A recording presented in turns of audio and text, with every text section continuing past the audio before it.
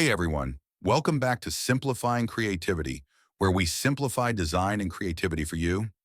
In today's video, I'm going to show you how to create a stunning logo in Canva, step by step. Whether you're a small business owner, content creator, or just want a personal logo, this guide is for you. So let's dive right in. First things first, head over to canva.com and log in or create an account if you don't already have one. Canva's free version is packed with features, but if you're looking for advanced tools, consider upgrading to Canva Pro. Once you're logged in, click on the search bar at the top and type logo. Canva will suggest a square canvas, which is perfect for logos. Click to open it. This is your blank slate. On the left, you'll see templates, elements, text, and more. Let's explore these as we build our logo. If you're starting from scratch, you can design your logo entirely on your own. But for inspiration or a quick start, scroll through Canva's templates. Search for keywords related to your brand. For example, modern, minimal, or vintage. Choose a template that resonates with your style. I am searching for healthy food logo. I'm going to select this modern minimalist template as an example.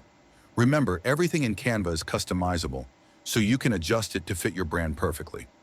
Let's make this design truly ours. Start by replacing the placeholder text with your brand's name. Simply click on the text box and type it in. You can also adjust the font style, size, and color from the top toolbar. Let's fine-tune the design. Ensure your logo is aligned. Use the grid lines and alignment tools for precision. Play around with spacing, colors, and sizes until it feels just right. A pro tip: stick to 2 to 3 colors and a simple design.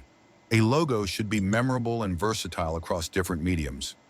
Once you're happy with your logo, it's time to download it. Click on the File button in the top left corner, then select Download. For best quality, choose PNG format.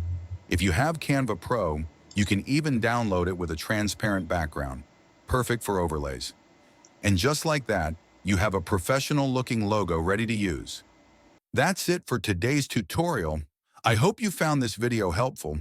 If you did, give it a thumbs up and subscribe for more design tips and tutorials. Let me know in the comments if there's anything else you'd like me to cover. Thanks for watching, and I'll see you in the next video.